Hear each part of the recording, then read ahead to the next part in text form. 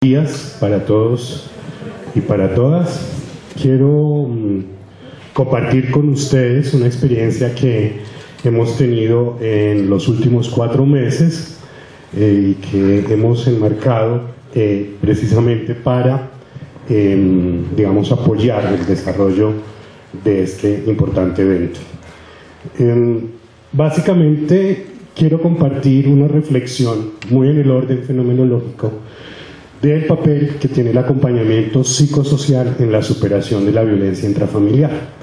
Como les planteo, es más una reflexión fenomenológica sobre lo que implica la introyección de factores de promoción en la salud mental en una experiencia que hemos tenido con un grupo, digamos, significativo de familias de la localidad de Usme, aquí en Bogotá. Antes de entrar, digamos, como en materia frente al proceso, yo quiero ubicarlos y ubicarlas en lo que implica el marco institucional del proyecto que les voy a compartir. De entrada tenemos una coordinación directa desde la Secretaría de Integración Social de la Alcaldía del Distrito de Bogotá, con una financiación de la Fundación KfW, que es una organización alemana que ha venido apoyando el proyecto. Y en esta relación interinstitucional aparece un consorcio que se llama Convivencia Sur para la implementación de un programa que se llama Programa de Convivencia Sur. En esta misma estructura, la responsabilidad del proyecto es el 741, Relaciones Libres de Violencia par y con las familias de Bogotá, de la Secretaría de Integración Social y de la Subdirección para la Familia de la Secretaría. Digamos que esto es importante porque son los créditos institucionales reales de lo que yo les quiero entrar a plantear. ¿Qué hicimos en este marco o qué es lo que aparece en este marco institucional? Básicamente es un programa que está dirigido a la atención específica de un grupo de familias que están siendo reportadas por situaciones de violencia intrafamiliar. ¿Cómo entendemos en general el ciclo de atención o el proceso mismo a través del cual nosotros accedemos a las familias? Un poco en lo que tú estabas planteando ahora, desde los elementos de la atención primaria en salud, pues digamos que el primer elemento es que suceda un hecho de violencia, específicamente para este programa un hecho de violencia de orden familiar, que implique el ejercicio de alguna forma de violencia psicológica, física o algún acto específico de negligencia. Allí es donde nosotros entramos a operar de manera directa. Ese hecho de violencia, es importante aclarar, aparecería como tal dentro de la cotidianidad de una práctica familiar, de una vida familiar, dentro de las múltiples opciones ilógicas e ilógicas de estructuras familiares que podríamos decir que puedan evidenciarse. Este hecho de violencia tiene una identificación y una remisión, sería digamos como un segundo paso a través del cual hemos hecho la atención. Lo interesante es que este hecho de violencia es reportado directamente a la comisaría de familia o al ICBF, o puede llegar a ser también reportado o identificado a nivel mismo de la comunidad, que es un proceso bien interesante porque sucede solo en tanto aparece una conciencia en un grupo familiar. Es decir, hay un grupo familiar A que está siendo atendido, que entendió que tiene un problema y que se da cuenta en una conversación con su vecina en la tienda que su vecina amiga también puede llegar a tener el problema, y allí aparece la lógica de la atención comunitaria. A mí me sucede, a ti te sucede, y nosotros sabemos dónde puedes encontrar la ayuda que tu familia está necesitando. Estos procesos de identificación implican una remisión que protocolariamente también estaría organizada y diferenciada en términos de que no es lo mismo tener una remisión institucional, porque pues vamos a tener un documento que digamos atraviesa la experiencia, mientras que cuando tenemos una remisión de tipo comunitario es más una remisión social, es una remisión de hay una amiga mía que quisiera que usted la escuchara, o hay una familia mía que yo creo que usted le puede dar la misma ayuda que me ha dado a mí. Y allí empezamos a encontrar un elemento importante en el proceso de atención, y es el de la buena atención, el buen servicio y sobre todo las condiciones de adherencia. ¿Qué sucede en lo global? que una vez se ha identificado y remitido el caso, pues se retiene el caso, se tiene el caso y se hace una intervención psicosocial, en general desde la perspectiva de la psicoterapia individual y de familia, y desde la organización y atención a través de grupos psicoeducativos. Una vez se desarrolla este proceso de intervención, pues vienen los procesos de seguimiento que se realizan en este caso fundamentalmente por el equipo de trabajo social y por los referentes institucionales que han conocido desde el elemento de identificación la remisión del caso. Digamos que eso es un poco la lógica básica en la que funciona un programa de atención a familias en una comunidad como USPE. ¿Qué hemos logrado a grandes rasgos? En 4 meses, desde los diferentes niveles, nos han remitido 101 familias, que eso es un número grande si consideramos que el sector específico del que estoy hablando se llama el barrio Danubio. O sea, ni siquiera es toda la localidad de Usme, sino un barrio específico, 2 barrios específicos que conocemos como el sector de Danubio, y para su información es todo ese cinturón de barrio que hay alrededor de la Picota, lo que surca la Picota desde la parte baja hasta la parte superior del sistema carcelario. De esas 101 familias se lograron contactar 92 familias que corresponden al 91% de las familias que fueron remitidas. Las otras simplemente no contestaron, no aparecieron, nunca se supo dónde andaban, aunque fueron remitidas. De esas 91, logramos generar una atención específica a 71 familias, correspondiente al 70% de lo que recibimos. Y de esas 71 familias, logramos hasta el momento tener un proceso exitoso con 36, correspondientes al 51%. En proceso tenemos aún 14 familias que corresponden al 20%, pero tuvimos una evasión del 30%. ¿A qué referimos evasión? Referimos a familias que inician, llegan a las primeras sesiones, se hacen las primeras atenciones, digamos los que en general como la intervención y la identificación global del caso, y ellas simplemente no vuelven y no se contactan fácilmente. Ya vamos a entrar en detalle desde la interpretación. Estos datos nos permiten hasta ahora reconocer que hemos hecho en todo el equipo, en el sector, 1108 momentos de intervención, individual, de pareja, de familia, en grupo, etcétera, etcétera. Y que en promedio de sesión las familias exitosas han logrado tener un promedio de 16 sesiones, siendo la menor sesión, el número menor de sesiones en familias exitosas de 12 y el mayor número de 31. Eso nos da unos rangos bien interesantes porque implica que cuando nosotros generamos como psicólogos y como trabajadores sociales y como equipos psicosociales unos buenos programas, unos procesos importantes de adherencia, sí es posible generar una atención que sea válida y que sea confiable para las familias. ¿Qué es lo que hemos identificado? Que es donde me quiero centrar. Fundamentalmente, hemos entendido en estas familias que la violencia tiene 3 aspectos fundamentales de origen: uno personal, uno cultural y uno de tipo económico. Nosotros hemos operacionalizado la idea de violencia como un ejercicio de la voluntad de poder. Allí tenemos todo un marco conceptual alrededor de posturas sobre la voluntad, sobre el poder, en perspectiva un poco desde Nietzsche hasta Foucault, algo de Freud, en fin, como por ese lado. ¿Qué es lo que encontramos a nivel de desarrollo personal o de aspectos personales que ayudan o coayudan en la violencia? La violencia en el sector donde nosotros estamos trabajando con el proyecto tiene una argumentación en el desarrollo cognitivo. Yo voy a decir esto con una discusión que alguna vez teníamos con mi decana, en términos de que a veces las estructuras mentales, las ideas, las formas de pensar, no estamos hablando de que haya retardo, estoy hablando de que hay pocos recursos cognitivos para pensar el mundo. Como si de alguna manera encontráramos unas personas con pensamientos básicos y concretos frente a la vida que le impide reflexionar y ver el mundo de una manera distinta, diferente. Y eso no solamente fortalece la presencia de la violencia, sino que además y fundamentalmente se constituye en una de las principales barreras que impiden que las personas piensen su realidad desde otra perspectiva. Este componente de desarrollo cognitivo se asocia también a la presencia de una escala de valores muy en relación con los aspectos culturales.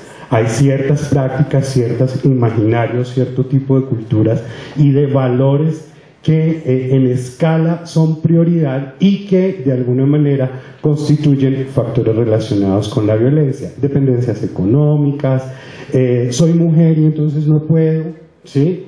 Estructuras de pensamiento en relación con no hay como tener varios maridos con diferentes hijos para que por favor me puedan mantener, cada uno me da una cuota alimentaria porque a cada uno lo tengo demandado y entonces como tengo 6 hijos y cada uno es de padre diferente, tengo 6 demandados y ahí yo me recojo los 800.000 pesitos y con eso vivo perfecto, no tengo que hacer absolutamente nada.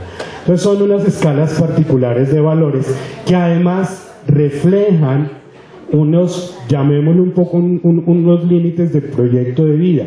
Y yo no quiero caer en el mismo discurso del que hablaba el profesor John, que me pareció muy interesante cuando él planteaba que no podíamos medir con la regla de la familia funcional la disfuncionalidad de otras familias. Pero sí tengo claro, un poco en la experiencia, que estos elementos constituyen barreras fundamentales en términos de las personas para asumir una posición diferente frente a la violencia y sobre todo para pensar en una manera distinta de resolver los conflictos que se presentan. En aspectos culturales reiteramos la presencia de organizaciones patriarcales modificadas de alguna manera.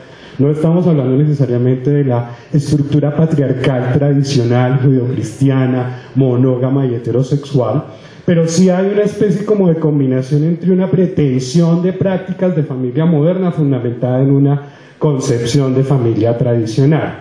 Entonces aparecen hombres, aparecen mujeres, aparecen en general relaciones conyugales que estarían basadas supuestamente en principios de libertad, porque somos democráticos, porque no hay como una familia que está organizada, en los que todos tomamos decisiones, siempre y cuando, entonces aparece el fantasma de la patriarcalidad, pues las decisiones se tomen en beneficio de una estructura específica y tradicional de poder. Otro elemento de aspectos culturales que encontramos asociados tiene que ver con la naturalización de la violencia. Se volvió normal y creo que todos los que trabajamos en estos temas nos encontramos fácilmente con señora, ¿cómo es su vida en la casa? Y me dice, normal, ¿sí? Y cuando caracterizamos esa idea de normal, pues normal es que me levanto a las 4 de la mañana para que él no me vaya a pegar porque no le tengo el desayuno a las 4:30 que él se tiene que ir. Sí, eso se ha normalizado en la vida cotidiana. Perdón. Gracias al viento que hace en Usme, no me he podido recuperar de la peste. El otro componente tiene que ver con unas pautas de crianza y de socialización. Las familias hacen alusión a algo que yo vengo llamando la traición de la tradición. Es decir, hay que mantener vigente los valores de esta sociedad. Y entonces nos quedamos ahí como girando en el mismo esquema y en esa idea de traición, de seguir la tradición, nos traicionamos a nosotros mismos en nuestros propios proyectos. El otro componente que encontramos atravesando la violencia o argumentando la violencia tiene que ver con aspectos económicos, pero aquí lo interesante no es que el asunto tenga que ver con plata o con dinero. Las lógicas presupuestales del componente económico desde lo psicológico no se relacionan necesariamente con cuánto hay en la billetera.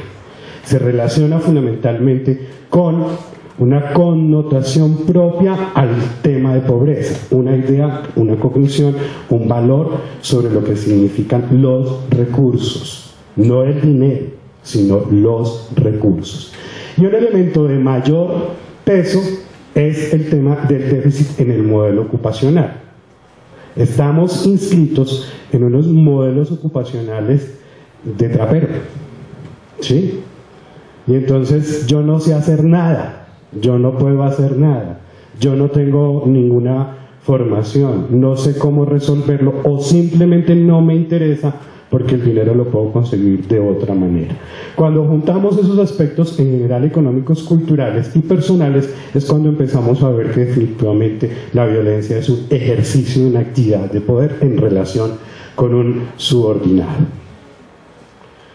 Este es un regalo que yo le había dicho a mis compañeras ahorita que quería darles y es un poco en función de algo que me encontré anoche inclusive, ¿sí? Yo no sé si todos lo alcanzan a leer, pero en general es Mafalda, que dice que hay mujeres tan complicadas que cuando se les aparece el príncipe azul no es el tono de azul que querían, ¿sí? Y no es que quiera hacer ninguna alusión a mis compañeras de trabajo, sino que básicamente sí hay un elemento que hemos encontrado alrededor del origen de la violencia intrafamiliar, y es el hecho de que sobre todo desde la perspectiva de la mujer en el sector en el que estamos trabajando, sí hay un juego de príncipe azul.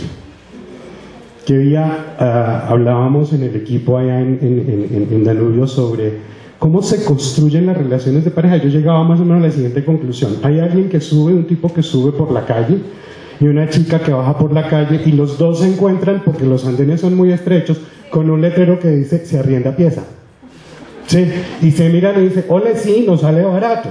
Las relaciones no se construyen, y es un elemento fundamental en lo que hemos identificado, y es que las relaciones conyugales no se construyen y no se instituyen en un proceso de reconocimiento del otro. La conocí, me gustó, me gustaron sus ojos, tuvimos sexo, la embaracé, me casé y voy por el 5º hijo. Y eso sucedió además en 2 años. Yo no sé cómo hacen, además, porque tienen la capacidad hasta de modificar el ciclo de la gestación. Que no sea así, Diana. Ojo. Bueno, el asunto es que sí recibimos mujeres con unos ideales muy particulares, y cuando revisamos esos procesos, sus ideales sí tienen que ver con su príncipe y con su princesa azul. Pero ese príncipe y esa princesa azul tiene unos tonos que muchas veces son desconocidos por, de alguna manera, lo apresurado de la construcción y de la institución de la pareja. Sabemos que en menos de 3 meses ya están viviendo juntos, ya está embarazada, y uno tiene 17 y la otra tiene 15, ¿no? Son además parejas conformadas por adolescentes, por personas muy jóvenes, sin ninguna posibilidad, digamos, de pensarse y de reflexionar en torno a lo que realmente está sucediendo. ¿Qué hacemos nosotros? Digamos que lo anterior era un poco más para ubicarnos en el proceso. Una vez hemos hecho la recepción del caso, en general, nosotros trabajamos con 3 procesos fundamentales de desarrollo de la intervención. El primero es un reconocimiento de tipo situacional. ¿Qué está pasando en este momento en la relación y en la vida de la familia o de la pareja? Pero allí lo que hemos entendido es que es fundamental pasar al reconocimiento de la historia relacional. Y esto tiene 2 efectos fundamentales en el momento de la intervención. El primero es que se supera la idea de que el problema fue que hoy me pegó y yo fui a la comisaría y la comisaría me mandó donde usted.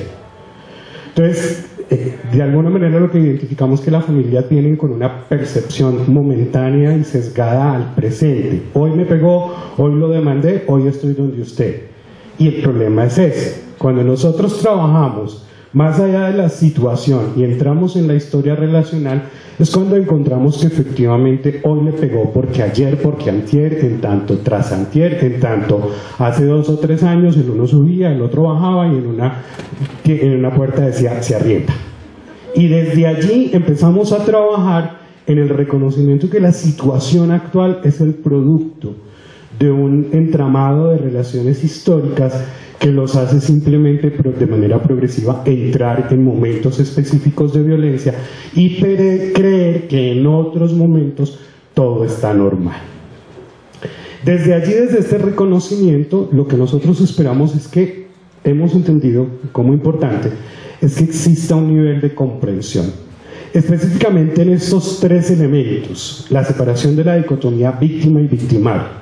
Yo le vengo apostando a una situación en términos de violencia intrafamiliar, y me perdonan, pero creo que el modelo tradicional dividió el tema de la violencia intrafamiliar en un tema de la pobre señora a la que le pegaron, ¿sí?, y el malo del señor que le pega. Y esto se volvió un juego de buenos y malos. Cuando nosotros lo vemos desde la perspectiva situacional, así funciona, él me pegó. Pero cuando nosotros lo vemos desde la historia relacional, encontramos que esa dicotomía víctima-victimario ya no existe. No estoy diciendo que no sea posible, estoy diciendo que cada uno de los actores puede jugar en un momento dado como víctima y en otro momento dado como victimario. Es decir, yo le pegué después de que ella me tiró la sopa, ¿sí? Yo le grité después de que ella me botó el zapato. Entonces, cuando uno ya empieza a mirar la relación ha tenido un tira y afloje, donde cualquiera de los dos ha podido jugar fácilmente cualquiera de los dos roles. Desde allí, también hemos comprendido que al revisar la historia relacional es posible trascender la culpa para pasar a la responsabilidad. Cuando yo me quedo en el juego víctima-victimario, pues hay un culpable, ¿sí? Y hay un pobrecito. Pero cuando supero ese juego de víctima-victimario, se trasciende la idea de la culpa para pensar en cómo cada uno ha tenido un grado específico de responsabilidad frente a la forma como ha sucedido el proceso de violencia. Me acuerdo, por ejemplo, de un caso muy particular, y es que cuando lo recibimos, una pareja joven, pero cuando lo recibimos, ella nos dice, él me está pegando, y además me insulta y no me deja trabajar. Y él dice, yo no la quiero en la calle. Yo no la quiero en la calle porque ella siempre ha sido muy culicontenta. Es una frase de allá. Por favor, eso está entre comillas, ¿sí? Cuando miramos la historia relacional con ella, yo le digo, me acuerdo mucho que le digo, llamémosla así, Astrid, como por poner un nombre cualquiera. ¿Sí? Entonces, Astrid, cuéntanos cómo y cuándo se conocieron ustedes, que es donde aparecen las lecturas fenomenológicas para mí. Y entonces ella dice, él pasaba por mi casa y mi mamá un día dijo, vea, ese man es buen trabajador, ese le puede servir, es un buen candidato. Y entonces yo lo vi como el perfecto marrano, y ella usa la frase marrano. Y yo le digo, ¿a qué se refiere cuando me dice que era el perfecto marrano? Me decía, de todos los del barrio, era el mejor candidato porque era el que tenía mejor trabajo y más estable. Entonces yo empecé a verlo como marrano. Dividimos la historia relacional y ella lo tiene como marrano durante los 2 primeros años. ¿Sí?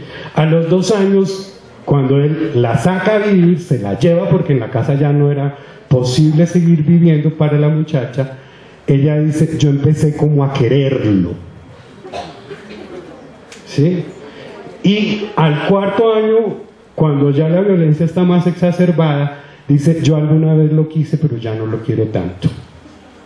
Sin embargo, estamos hablando de que pueden llevar una relación de pareja de más de 5 años y de que ya tienen 2 hijos. Entonces, cuando aparece esa responsabilidad, ya no el culpable de él me pegó, sino la responsabilidad en la que los dos, desde la forma como se han constituido como pareja, han generado unas condiciones específicas que facilitan la violencia, es cuando es posible resignificar la relación, que es fundamental para nosotros lograr este nivel. Si no hay resignificación de qué somos, de para dónde vamos y de lo que queremos, no vamos a llegar nunca a ninguna solución diferente al ejercicio de la violencia. Y aquí estamos hablando de que la resignificación no solo implica que la familia se une feliz, cogidos de la mano y cantando aleluyas. Hay procesos de separación que se pueden hacer desde la resignificación, porque me doy cuenta que definitivamente pues no me entiendo con el marrano, ¿sí? Que no soy capaz de vivir con el marrano y que es mejor estar solo o sola y es mejor no tener a alguien en este momento hasta que no sane como toda mi experiencia. Esa comprensión con estos componentes permite la reflexión y la introyección fundamentalmente de algo que yo siento que hace mucha falta en este contexto colombiano, y es el tema de los límites y las normas. Las familias viven sin límites, los hijos viven sin límites. Es que él no se quiere bañar, ¿y qué va a hacer? Nada, pues que no se bañe, pero se va a ir así para el colegio. Pues en el colegio nadie se baña, o sea, normal, tranquilos, ¿sí? No hay ningún problema. Pero también una reflexión e introyección sobre algo que he llamado las posibilidades. Y tiene que ver con eso, con la diversidad de contextos y de formas de ser y de estar en familia. Nosotros no nos podemos seguir casando con el modelo tradicional de familia y pensar que el único modelo sano y saludable es ese modelo papá, mamá, hijos. Nosotros tenemos que apostarle a otras posibilidades donde el papá puede estar con los hijos y nadie tiene por qué escandalizarse. O donde la mamá puede estar de otra manera. Pero si seguimos apostándole única y exclusivamente al modelo tradicional, lo que vamos es a mantener a la gente en condiciones específicas de poder y subordinación que facilitan la violencia. Y un elemento fundamental que implica los límites es el lograr acuerdos de convivencia. Es muy particular, pero hemos encontrado familias que en serio las hemos tenido que sentar. Bueno, papá y mamá, por favor, ¿a usted qué le interesaría que hicieran sus hijos? Tal y tal cosa. ¿Usted está de acuerdo? Sí. ¿Usted está de acuerdo? Y casi que hay que montarles el vademecum de normas y de acuerdos y de principios para poder mantener a la familia dentro de una estructura, digámoslo, como lógica y medianamente organizada. ¿Qué es lo que hemos hecho y a qué es lo que le llamamos las posibilidades? Digamos que en general, cuando nosotros hacemos la intervención, lo que hemos pretendido y lo que hemos encontrado que logramos con las familias que tienen buena adherencia, que era el 60 y algo %, es básicamente la posibilidad de que con ellos ha sido posible la construcción de nuevos significados y sentidos sobre la vida y sobre las relaciones familiares. Eso ha sido fundamental. Si yo no logro, lo que he entendido allí es que si yo no logro reestructurar esos significados y sentidos sobre lo que es ser persona, ser familia, ser padre, ser madre, ser hijo, es uno de los limitantes fundamentales. Esos significados y esos sentidos activan algo que poco sucede y es una motivación frente a las actividades cotidianas. Las familias en situaciones de violencia se involucran en unas rutinas cerradas, con pocas posibilidades. Estamos tratando de conseguir algo de comer, llegamos, cocinamos, comemos y ya, ¡pum!, se acabó. Es una supervivencia básica y concreta.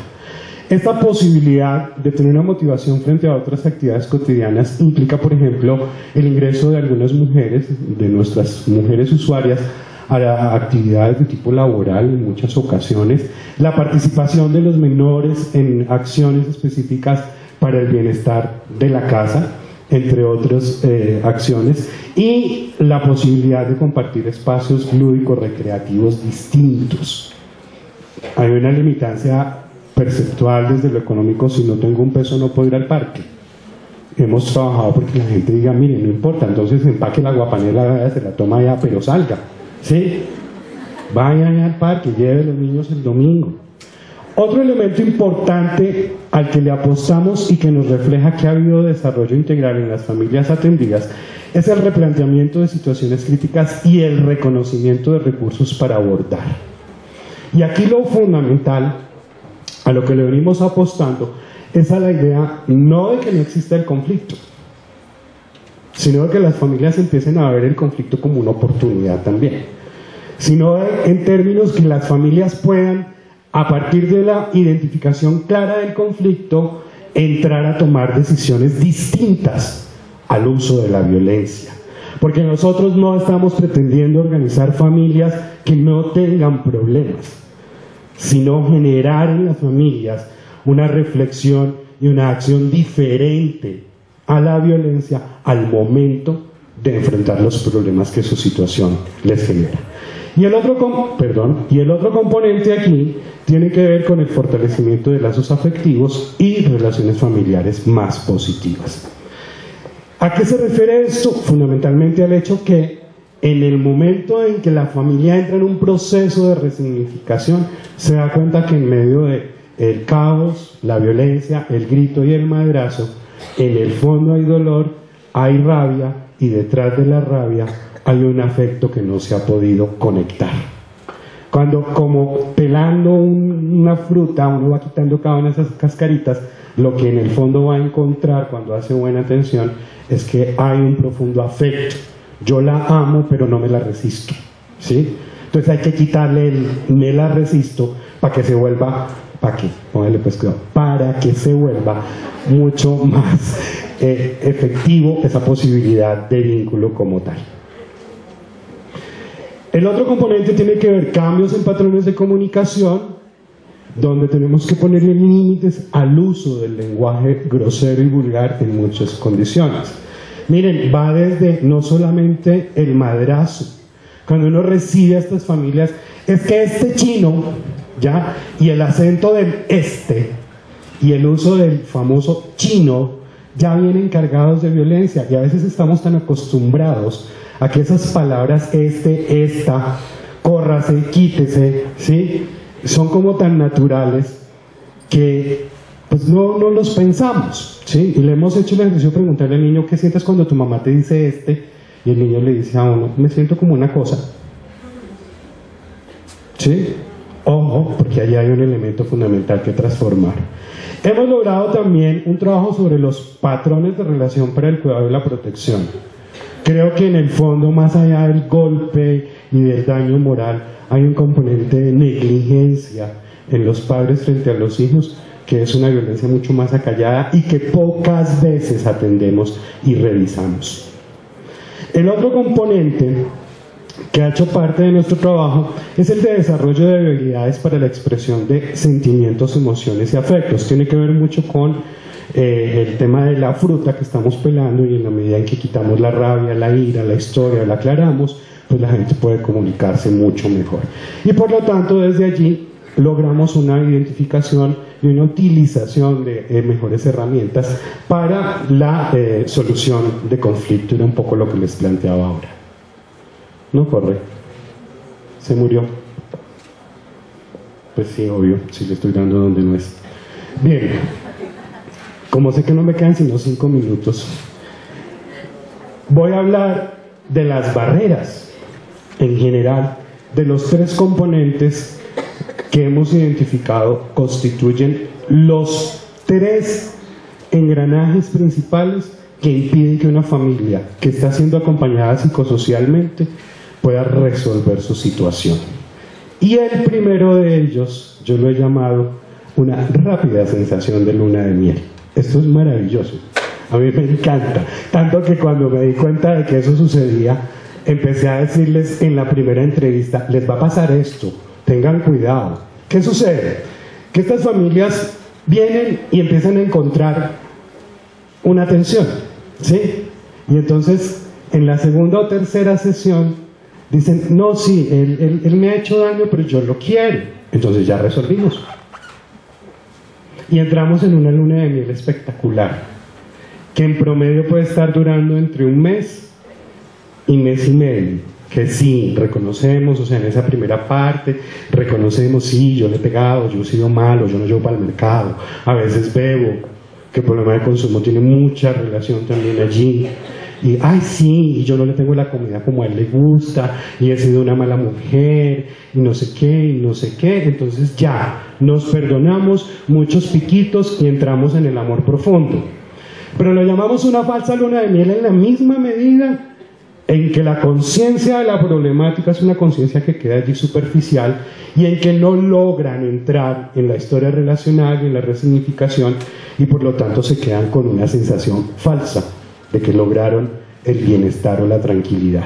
A los 2 meses están volviendo a buscar, lo están volviendo a demandar, porque a los 2 meses, cuando ya no alcanzó la plata, o cuando ya ella quiso salir, o cuando ella ya empezó a pedir lo que toda la vida ha pedido pero antes no se había atrevido, entonces la relación vuelve y se posesiona las razones del conflicto, y vuelve y se posesiona la violencia como una manera rápida de resolver las situaciones de conflicto.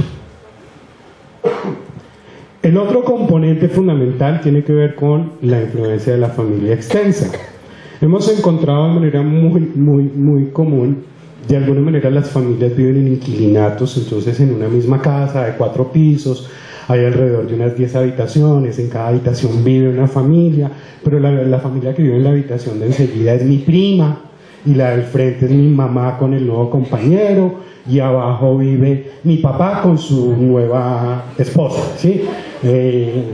Y entonces las decisiones que se toman a nivel de familia, de lo que llamaríamos tradicionalmente familia nuclear, tienen mucha influencia de las familias extensas. Entonces la prima le dice, no sea boba, no se deje, péguele, y ella pues le va a hacer caso a su prima, que es el punto de referencia comunitario más inmediato, y va y le pega en la mitad de la situación. O no sea boba, no vaya a ceder, y entonces las familias extensas empiezan a tomar decisiones frente a lo que sucede realmente en el proceso. Y un tercer componente que hemos visto como barrera tiene que ver con la resistencia por lo que conocemos todos como ganancia secundaria. Si yo trabajo, me vuelvo independiente. Volverme independiente me podría permitir en un momento dado ser autónomo o autónoma, ¿sí? No depender de ellos. Pero es que trabajar es tan maluco, y yo tengo 6 hijos y cada hijo tiene un padre distinto y a cada padre lo tengo demandado. Entonces mire, doctor, el de Pepito me da 80.000 pesos mensuales, el de Julanito me da 120, ay, yo ya llevo 200 y yo no pago arriendo porque vivo en la casa de mi mamá, yo con eso alcanzo. Entonces la resistencia por ganancia secundaria tiene que ver precisamente con el hecho de que hacer transformaciones implica dejar de ganar cosas que aún bajo las condiciones incómodas en que supuestamente vivo, pues son mucho mejores, porque puedo ganar por otro lado. Esas 3 barreras son las que hacen que las familias atendidas pues tengan evasión o simplemente no asistan.